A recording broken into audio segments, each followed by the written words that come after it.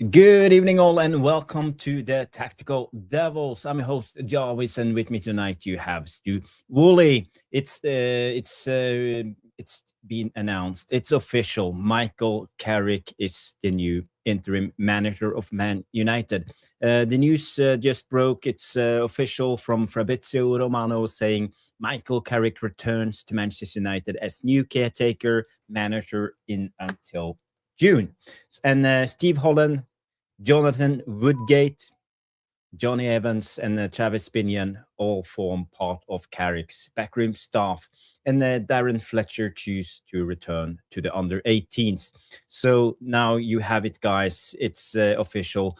Carrick is back. But we have a lot to cover tonight. We will talk about Carrick's coaching staff. We will talk about Bruno might be leaving. There's so many other news. Kobe Mainu, Onana. This the headline of the show is about De Zerbi. There are strong rumors that De Zerbi has a lot of admirers in the Man United boardroom. So there will be lots to talk about. Stu and I will be back after the intro. So guys, see you in a sec. While you wait, smash like and subscribe if this is your first time on the Tactical Devils.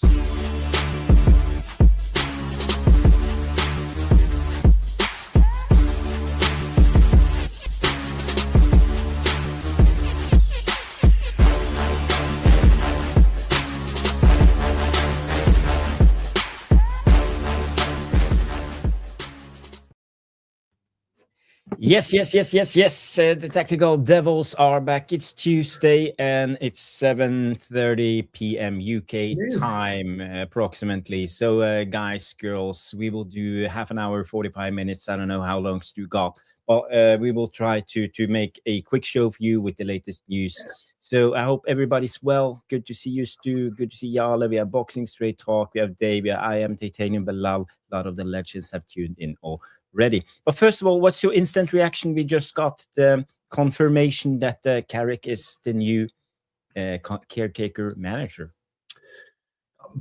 I must admit I'm a bit underwhelmed. I think I said last night I was quite underwhelmed by it all. I feel that we've gone down the wrong road, but we must get behind Carrick. The players, more importantly, have to get behind Carrick, and the board's got to back him. I would imagine he's gone in and said, look, you need to get me 2 boys in this month. These are the lads I want. Get on with it, please.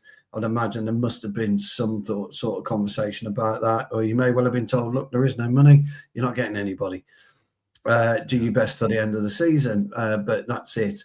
You know, there's an issue, and we've spoken about this before, isn't there, with interim managers.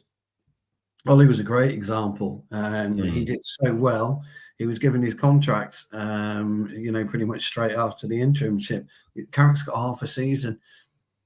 Where does he position himself if he wins 10 games between now and the end of the season? Where does he position himself in the running? And then what happens in 18 months' time? So it's a real tricky one. I've been debating in my own brain, should you said to Carrick, look, we want to go and get Alonso now, try and get him. We need to have this conversation with him because he is available. There's rumours now going to be linking us with everybody and anybody who's a manager now. And if we don't get, the chance of this lot getting the right manager is just zero. I mean, it just is zero. So I'm just a tad underwhelmed. We got a bit of an issue with one of the coaches, haven't we? Let's be honest. We spoke about it last night, all of us. We had a bit of an issue with him. Steve Round has never really floated my boat. I think, didn't he come with, did Steve Round come with Moyes? I'm not sure, but yeah, he's been around. We have a couple of guys on the staff that's been around a bit. Yeah, so I'm totally underwhelmed. I really am. I'm truly sorry about that, guys. But this just,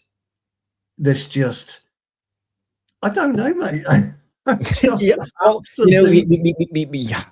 But we gotta wish Carrick well, and he's our new manager at least for the next couple of months.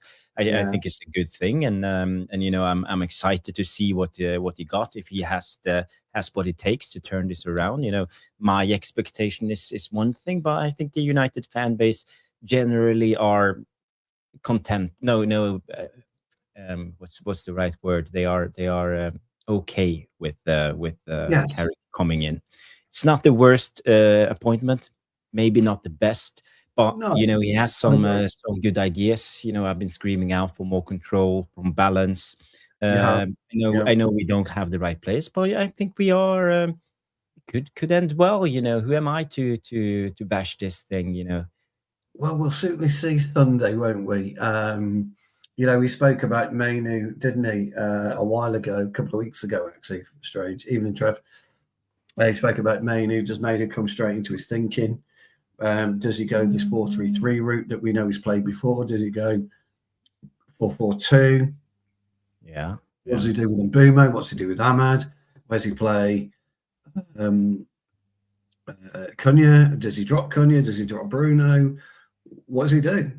Really interesting. The lads are back tomorrow, apparently. Fuck knows what, they got a day off. I mean, I haven't been giving anyone a day off, but it's taken too long for me as well. They knew they wanted Carrick Monday, and it's still taken too long. It's now 7:30, and only now has he been finalised. We just do everything too long. So we'll just have to see. Has Carrick put any comment out yet, or? There's a comment from Carrick, yes, and we can read it out. And I just want to show this for the late arrivals. Official Michael Carrick has been appointed as Manchester United's interim head coach until the end of the season. And Trev Wade comes in and say Carrick is an interim. So we have a lot of interims when it comes to this club. This is our thing, interims. We don't hire manager. We can only go for an interim. Let's just sign the next 10 managers for 6 months, and then everything will be fine. No payouts, nothing. When we're sick of them, you leave. Thank you. Next, and the merry goes around. Amarin, you're an interim. You're an interim head coach, Bal Amarin. But we'll give you 5 million or 10 million for it. So don't panic. Don't worry. Yeah. Maybe that's the best solution. Maybe this is the secret to it all. Just hire interims for the remainder of Man United's history. For as long as the Glazers and Ineos are here. Mostly IndyCar comes in and say, is he the manager or a coach?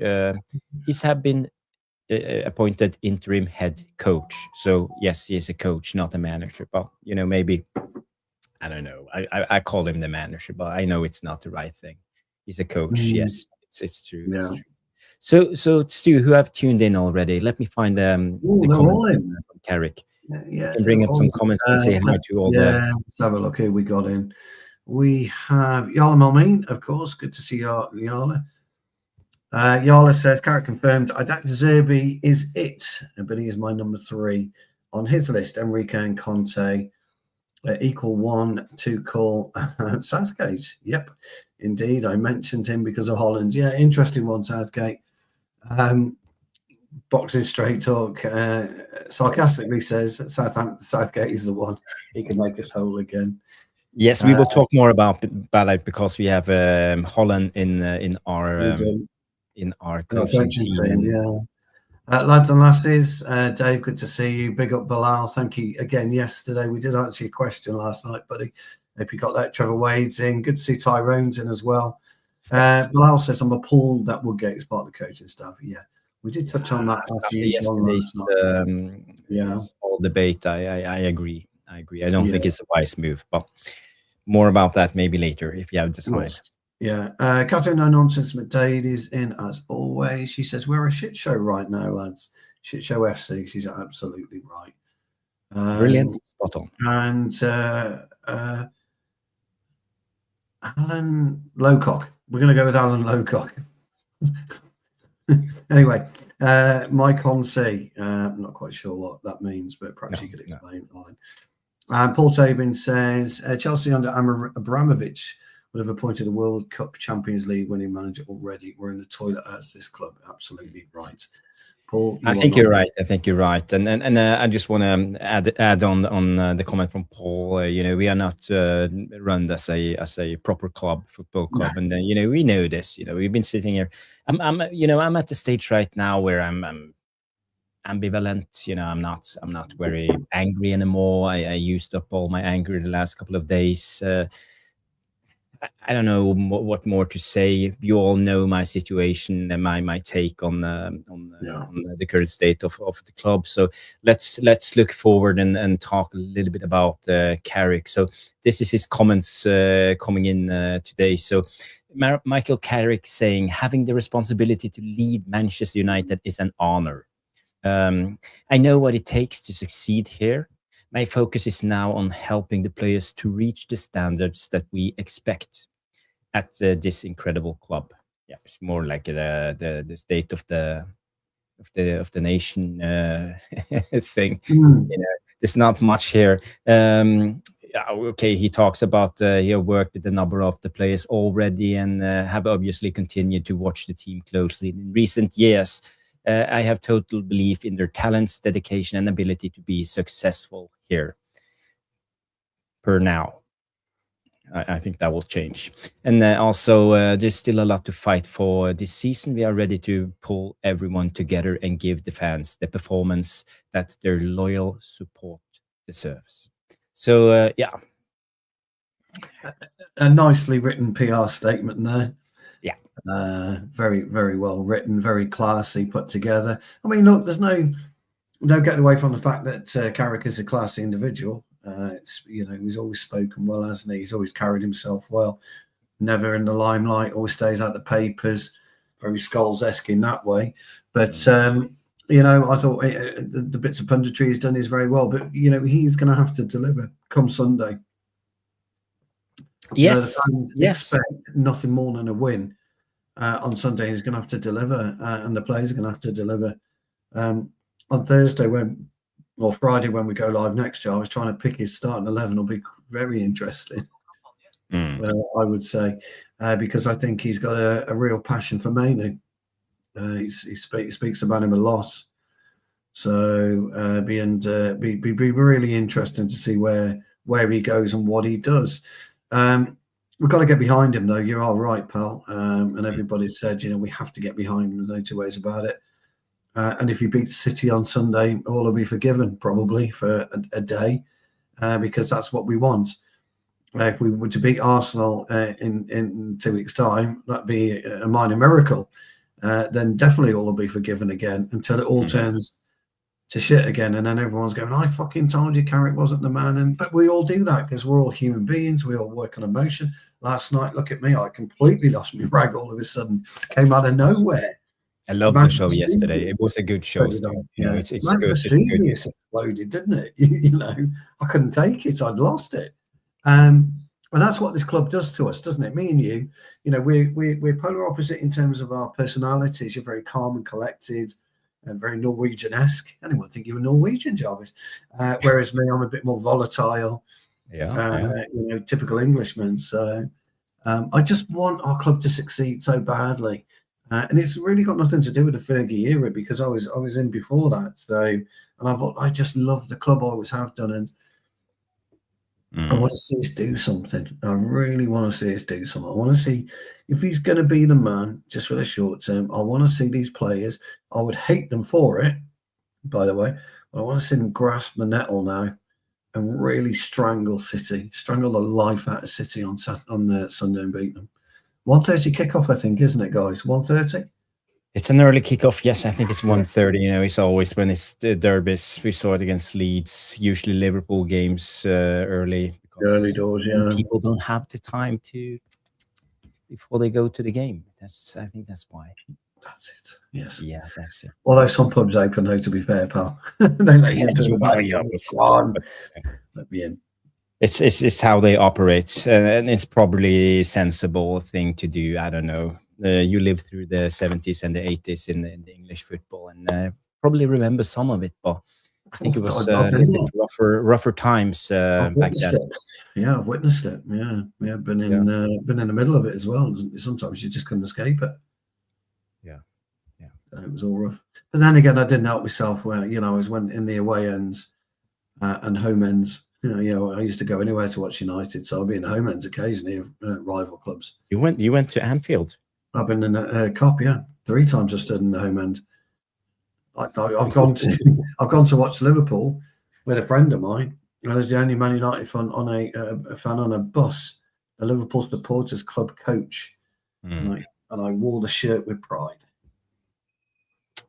You do that. Did you bite your tongue when we scored? No, I didn't. And I kind of went up like that and then thought, shit, this was in the Cop. This is when Robert scored after 27 seconds. I went up like that and I realised, and then I went, oh, you like that. Oh, fucking hell. Oh, God, what's happened? That type of thing. Yeah, fucking yes, get in. Shoot. They scored. Yeah, absolutely brilliant. On me. It is, yes. Well, I'm actually, Catherine, no nonsense for date. I'm 56 next month. Wow. Looking good. You have a lot of good years left. So don't worry. You can play football for at least 10 more years. There's nothing stopping you. No, that's it. I'm definitely going until I'm 65. Yeah. You should. Yeah. Trevor is asking what I'm sneaking in my mouth. It's something like this. It's a Scandinavian thing. Read up about it. It's called snus. It's huge in the UK now, kids. It is. Massive in the UK, yeah. Well, it's better than smoking. So I wouldn't mind. I think you should be glad. There's so much like lung cancer and all that shit. Going around. So yeah, at least this is not too bad. But I don't recommend it to anyone. To be fair, no. Guys, let's get into some of the quotes. This came out. Jason Wilcox saying Michael is an excellent coach and knows exactly what it takes to win at Manchester United. He is ready to lead our talented and determined group of players for the remainder of the season as we continue to build the club towards regular and sustained success. Okay. Do you believe it? It's such a PR mess, this club at the moment? Everything we put out there's no soul left in our official statements. Nuts, isn't it? I mean, I don't know where he gets off even saying anything. He should just kept his mouth shut. Yeah. I think he's gone in the summer anyway. I think he'll go in the summer. I don't think he'll be around. So that's something. Let's see if there's anyone else. I have a lot of latest updates, but I was actually here. I want to show this before we wrap up this Michael Carrick thing. I think we talked a lot about it. So this is a question for you, Stu, and for you guys. Coming in with the process of appointing an interim coach has been led by Jason Wilcox and Uma Barada. Sign off was required by Sir Jim Ratcliffe and the Glazers family. So Joe Glazers and Jim signs.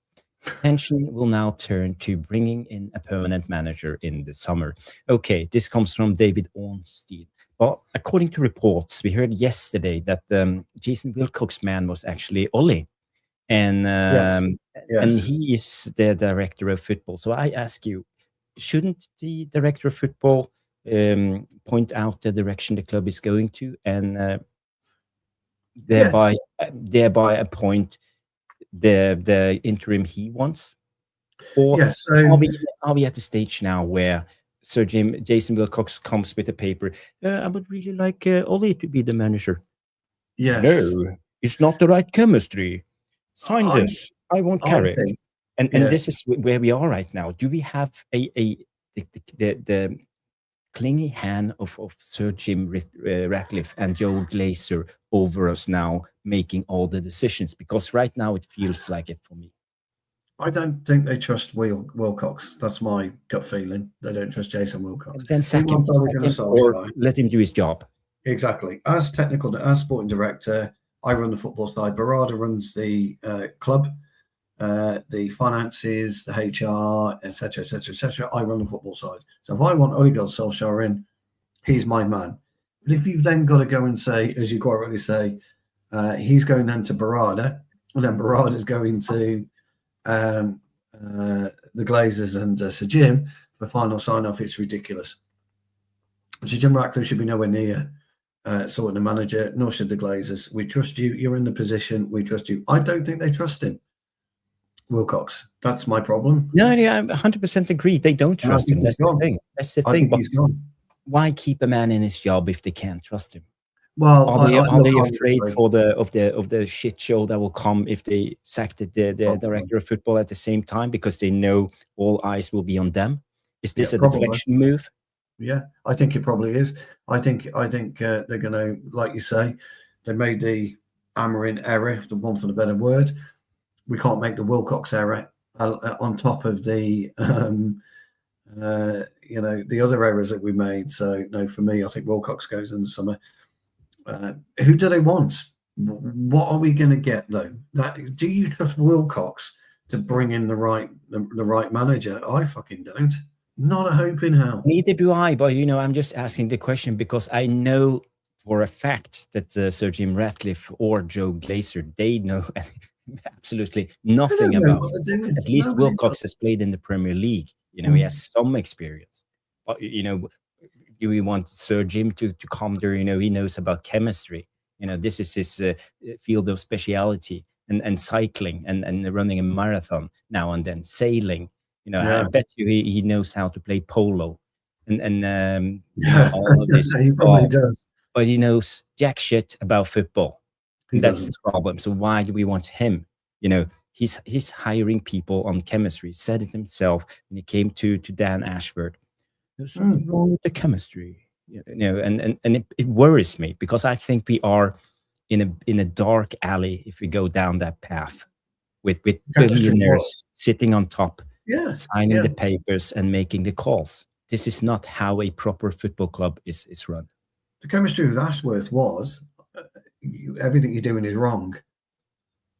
You need to do it this way. That was the chemistry. So, well, you can't tell us that. You're gone. That's the chemistry. The same with happened with Ragnick. Can't say that. Amarin. Can't say that. You bring in yes men. I'm not saying character yes man, but if you bring in yes men continually, then you'll never change. You just won't evolve. There's no point even contemplating bringing somebody like De Zerbi. Do you know who surround themselves with yes men? Weak people. And dictators. Yeah, there's no point. Tyrants. They surround themselves by dictators. By yes men. By yes men. Because they can't face doing the hard talk and actually making a thorough discussion and argument about their case. They just want it their way, and I don't like it. I don't want Man United to be run by a tyrant. Well, we are. I mean, there's no point bringing De Zerbi in. It's a complete waste of time because he won't last 6 months. We know that. We know he's volatile. There's no point bringing in Conte. He ain't going to last under that regime. Simeone, we know would be brilliant for us, but he won't last under that regime. Ancelotti won't come. We know that. So where are you left with? You're left with the hipster generation of manager that you talk about. We're left with those. The real managers, Unai Emery, won't come. It suits us well with the hipsters. Helge mentioned this. Helge is a musician, and he talked about the chance of the Glazers out movement. It's like the hip, the hop, the hip, the hippie to the hip.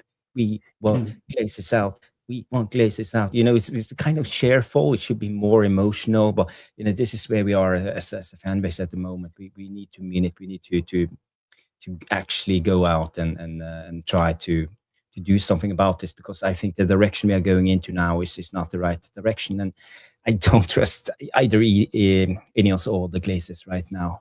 I don't, mate. I don't. And Paul, not for me at all.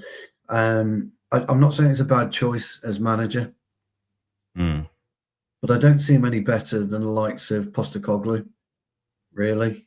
I'm not comparing the two, but I just don't see him as good as that. If you wanted somebody to come in as an interim to steady a ship, I think I'd be happy with that one, Paul.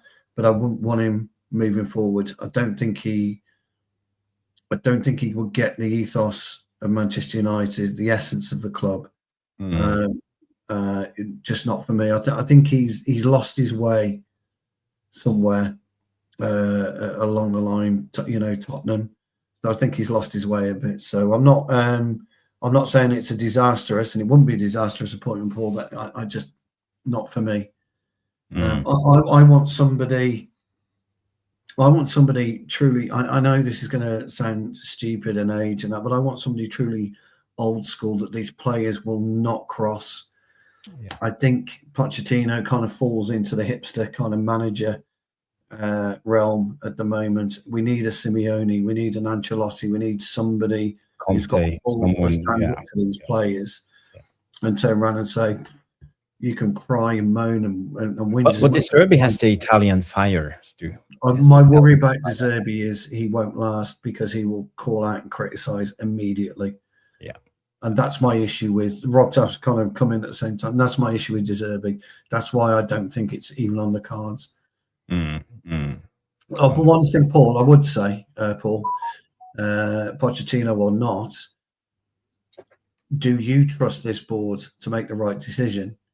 And would you think Pochettino would be a success, knowing that we've had some really good managers being unable to do anything with this club with the current ownership scheme? So that's what I would say. I want to say hi to Stephanie coming in. Big up, Steph. Good to see you as one of you legend. Thank you, everybody, for tuning in. We won't be a Scorsese movie tonight. Stu has some business he has to take care of. So we have to end. Family's coming over. We have to end in not 10 minutes time, or do we have So I wanna talk about the De Zerbi thing, because that's the headline of the show. So I want to show you this. This came out a couple of hours ago, and Man United will be using the next few months to begin assessing candidates for the permanent head coach position. And Roberto De Zerbi has many admirers at the club, and he is interested in a return to the Premier League. So, right now, a lot of things points to De Zerbi, and I know he's a hipster manager. He's probably difficult to work with. He's very stubborn. He has his way. One of the reasons when we interviewed him last time was he wanted a full coaching staff. I think he wanted to bring in 12 coaches or something, and I think that was holding Ineos back, because we know they are penny pinchers and and they didn't want to spend money.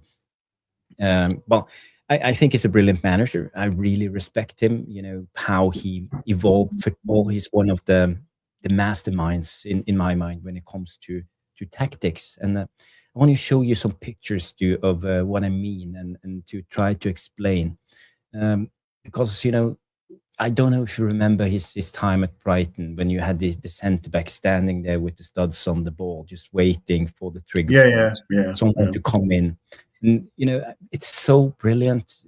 All of this, it's so brilliant. And if you look at it, let's have a look at this picture. If you see the build up here, Stu, let me find my drawer. You have two centre backs, one there, inside the 18-yard box. Then you have 4 guys in this line, 2 guys staggered, and 2 attackers wide.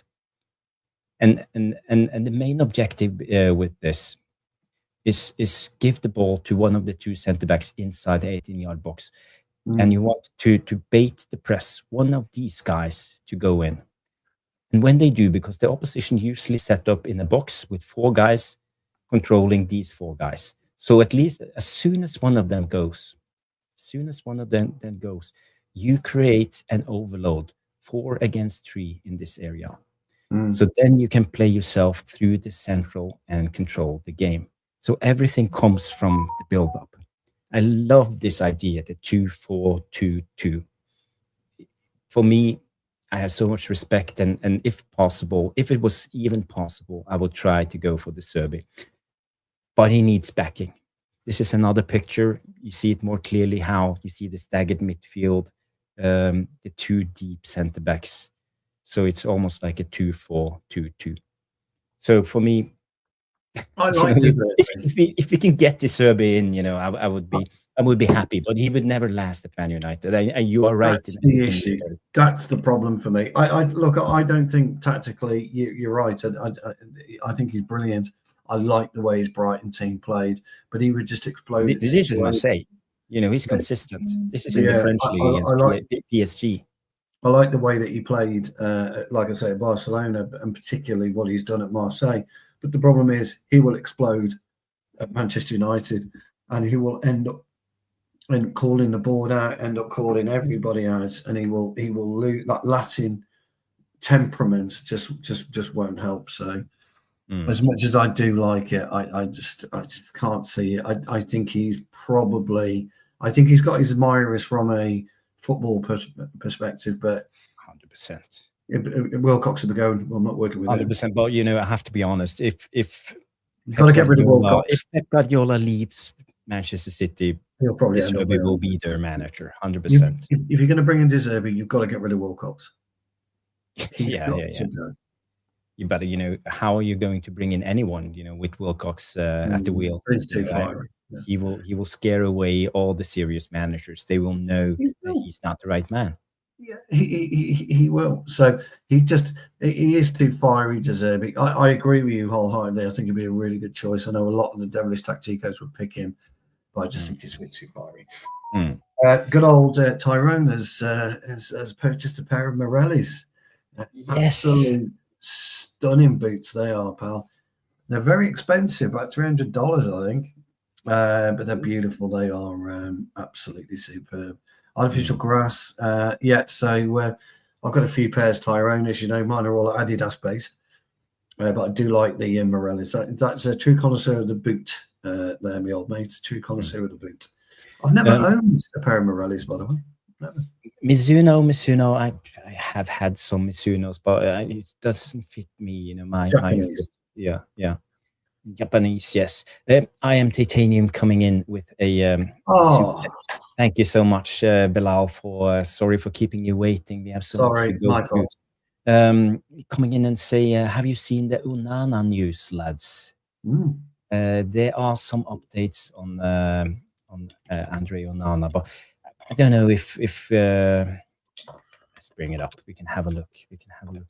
The news says sources close to Andre Onana believes that if MUFC hire a head coach who favors goalkeepers playing out from the back with their feet, they may turn to him once more. So, it's enough news in a way, but he never said that. Surely not. He was too busy picking the ball out of the net for Cameroon, wasn't he? Please. Well. I agree. But okay, let's go with it. Let's take this as a good news. So, would you reckon it would be any danger of us getting Onana back in? He can come and sit on the bench. He's probably. I'm going to get absolutely castigated now. He's probably a better number two goalkeeper than Ryan Deer. Yeah. It's tight. I know. It's tight. They're both like. I mean, when you're underwhelming 2 out of 10. I don't rate any of them, to be honest. As Dave said, he is delulu, short for deluded. He is absolutely. And you know what they say, guys? You cannot argue with the deluded. So. Yeah, and Paul comes in. So you're saying that this group of players can be taught how to play progressive football straight off the training pitch? What the F have they been doing the last 13 years? Paul is sorely missed. That's a good comment, Paul, and I agree. We've been asking for ages, isn't it? It's a really good question. I'm just saying, I think De Zerbi has the mental capacity and know-how to actually do this. I think he will be far better than a lot of these other managers. If you saw what he did with Brighton, I know Brighton is it's best in class club, and the difference between De Zerbi and Graham Potter, for example, it's not too big. They have some of the same principles. So, but when you get Dunk to play as Bastoni, you are doing something right. I do like that one. Can't reason with stupid. Yeah. Somebody tried to get a nickname going for me with Pid. But I had to put him straight, unfortunately. Yeah, no. You're not. No. You are one of the brightest people I know. One of the brightest. Well, thank you very much. You're absolutely right.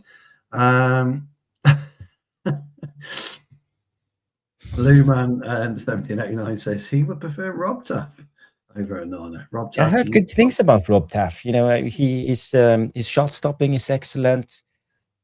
His distribution is okay. His claiming on crosses is below average, but he's very good with his feet. So Rob Taff for me. I agree. Well, there you go. Big up Rob Taff. Big up. The legend that is that is Rob Taff. We have some other news, and this came out from Jamie Jackson, and we know about this. This came out before Christmas, but Bruno Fernandes has had enough. He wants to leave Manchester United. I understand him. I fully understand him if he wants to leave. We are not a serious football club, and he have come to an age where he don't have many years left, so it's now or never. For me, I feel Bruno should just leave. I think that will be the wise move, and if we can get at least 60-70 million pounds for him on our way, I think it will help us in the rebuild.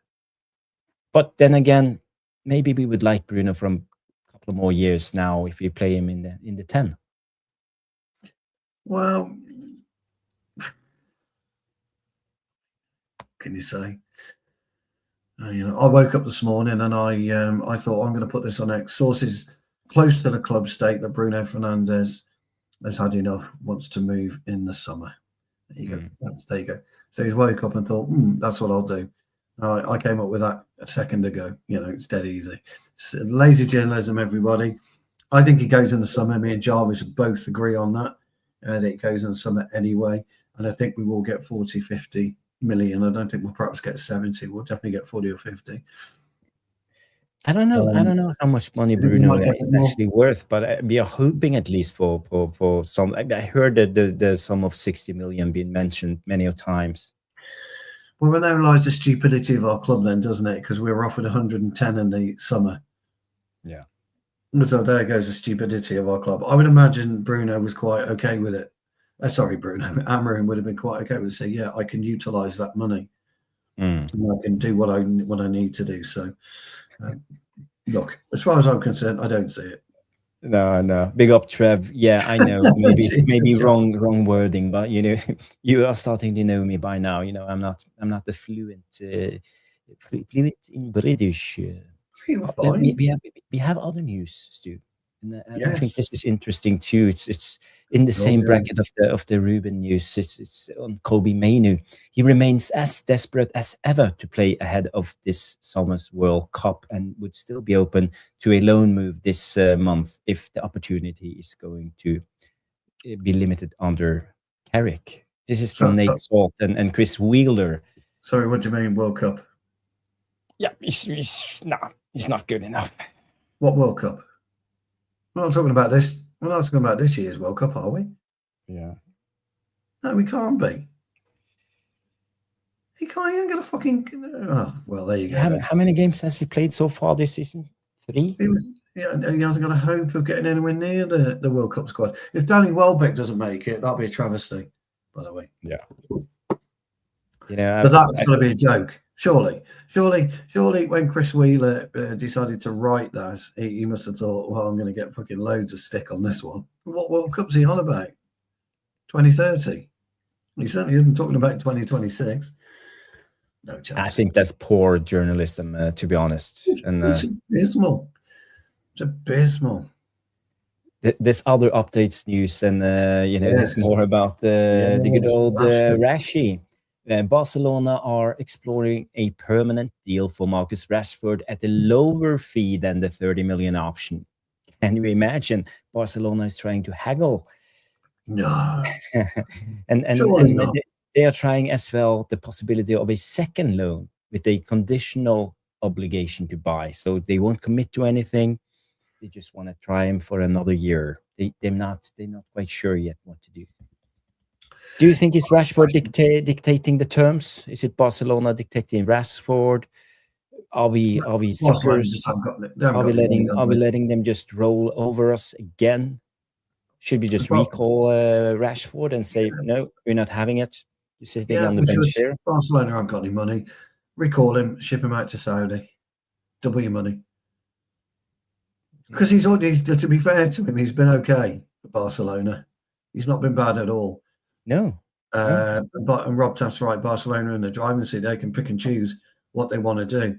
But I would try and get him back and send him off to Saudi Arabia. You get 60 out from out there. They haven't got the money though, have they, Barcelona? That's the trouble. If they spent 30, 40 million euros on Rashi, then if they need to replace Lewandowski, for example, potentially, because what is he now, 35? Knocking on a bit, isn't he, Lewandowski? Yeah. He's getting older. Still going strong. He's doing well. Oh, he's doing well. They're going to need money. So I would suggest that, I don't blame Barcelona playing hardball, really. But if Rashford wants to do it, we should play hardball. We shouldn't be played with like this. You know, we're not suckers. We should be better. You know, we should say 30 million option. That's your only choice. If not, we'll bring him back. We're going to see Rashford again. Bye. Thank you for the conversation. He wants to say whatever's left on his contract, buy himself out. Go on a free. That's up to him at the end of the day. But no, we need to. Yeah, it does suit him, Trev, and he's doing all right out there. To be fair, he's doing okay. You know what, Stu? We should have had an option to bring him back in January in the contract, because then we would have something to bargain with. Yeah, we could have said to Rashford, okay, if you're not doing the Barcelona deal this summer, we'll retracting you from the Barcelona move, and you will sit on the bench and you will lose out on the World Cup. So how do you want it? You know, we gotta be smart when it comes to this. We gotta try to foresee the future better. He'll go to the World Cup this year. Not if you bring him back and sit on the bench. Tuchel wants players who plays regular football. We saw that with Bellingham. Yeah, he'll go though. Yeah, he'll go. Yeah, but I would sell him to Saudi Arabia anyway. No problem. Yeah, big up, Dan Yahaya. Sorry for stating your name. Sorry, Dan. I'll call you Dan. That's how we do it. Dan. Yeah. We have Will United coming in and say Barcelona can't buy anyone, sell him to Saudi. So Will, he agrees. Yeah. So how many minutes do you got before you have to? I could do it. He will be here shortly, so I could do with probably knocking, closing up now. Really, for me, anyway. You can stay on if you want to. No, I don't have too much. You know, it was just meant to be just a quick show. Wasn't it? I'm just going to scroll to see if there's any other things I forgot to mention when it came to the news. Fletcher returning to his role as lead coach of Manchester United. Ethan Wheatley joining Bradford City. Yes, I want to talk a little bit about the coaching team, because we have to cover that one too before we wrap up. And also, we have been linked to Luis Enrique. He's their main target for the permanent manager. But, you know, there will be so many manager rumors in the next month to come. So let's cover this, because this is actually current. It says Jamie Holland. No, Steve Holland. Steve Holland will be part of Michael Carrick's backroom staff. Jonathan Woodgate, Johnny Evans, and Travis Binnion will also be on the coaching staff. So what's your take on the coaching staff? Do you like them? Or? No, I'm totally underwhelmed by it all. You know Steve Holland from his assistant manager role at England. Yeah. Under Southgate. Under Southgate. Apparently he's a very good coach. Steve Holland, but that's for Woodgate. Johnny Evans, I'd like to give him a bit of credit. Don't know much about Travis Binnion. Woodgate, I know he was, with Carrick at Middlesbrough. Middlesbrough had a decent past with Carrick, but I'm underwhelmed by the whole appointment, to be honest. That includes the coaches. Yeah. They're not big enough for me. Let's say you are okay. Look at this from the player's perspective. Let's say you are Casemiro in all of this. Yeah. A treble-winning Champions League winner, winning everything, the World Cup, everything that you can win as a player, and then next day, Jonathan Woodgate and Travis Binnion and Steve Holland knocks on the door and tells you what to do. Oh, listen, son, this is how you're going to play football. It's a bit underwhelming. Yeah, it is. It's hugely underwhelming. You would have done worse, and they have done worse. You could have brought Steve Bruce in. He's managed a lot of clubs. He knows the club inside out, and he would have been a really great conduit. Steve Holland doesn't do it for me. Jonathan Woodgate coached at Manchester United. I mean, for fuck's sake, come on. And Travis Binnion I've not heard of, so I am. Yeah, I know. Look, Steve Holland is a good coach,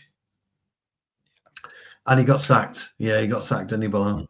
But I'm not overly convinced by the backroom stuff at all. Yeah, I looked according to Bilal, he was coaching in Japan most recently. 4 months, and he got fired. He was manager. So he's another one. I've just got fired, but I'll get a job at Manchester United. Just got fired in Japan, and you come to Manchester United. Come on, do me a favour.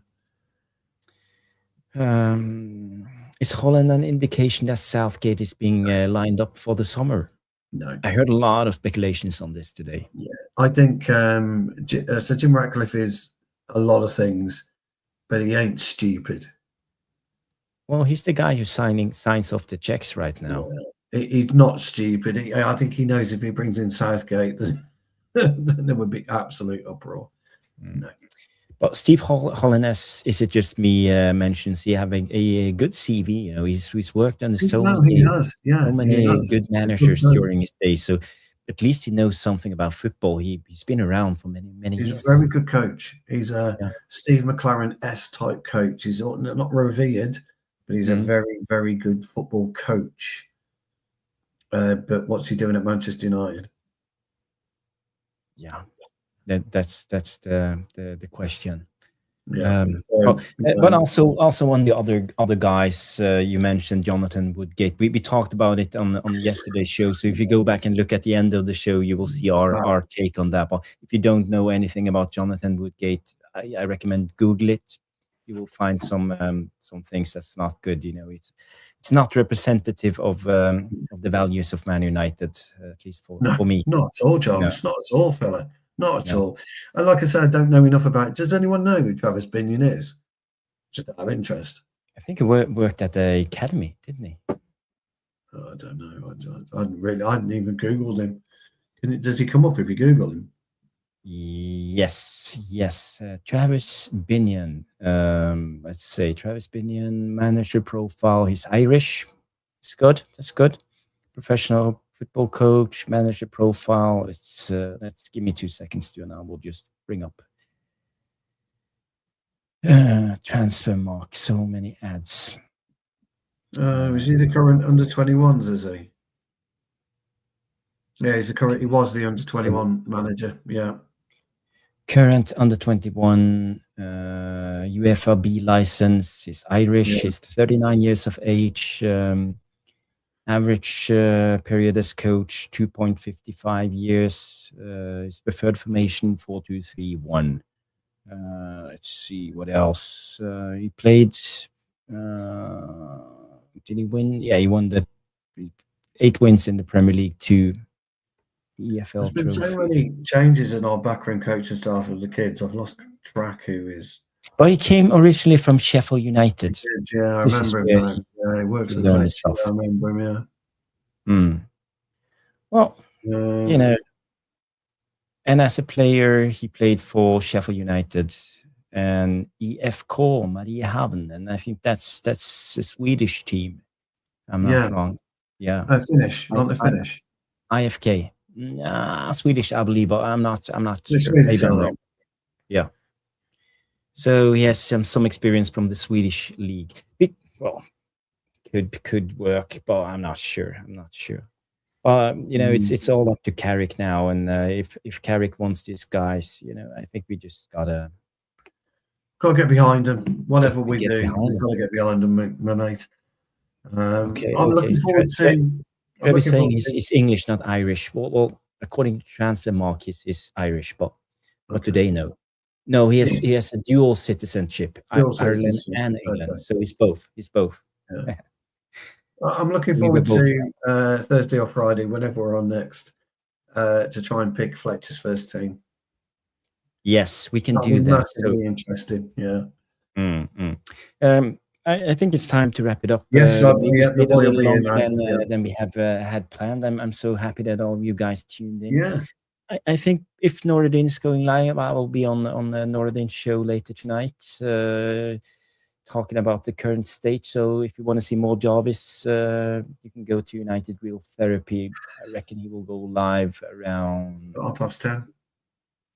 He usually goes late, like around 10 p.m.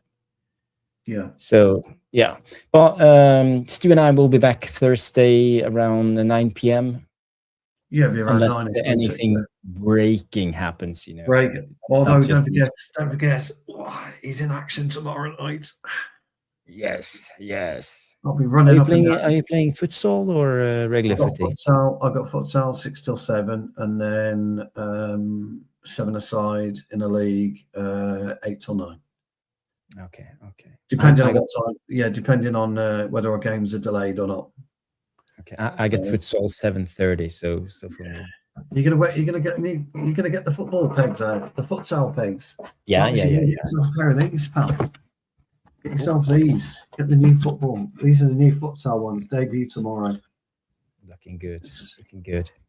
Yeah. So I want to see footage. We need footage. People in the chat tell us we want to see Stu doing these soul drags and all of this. Yeah.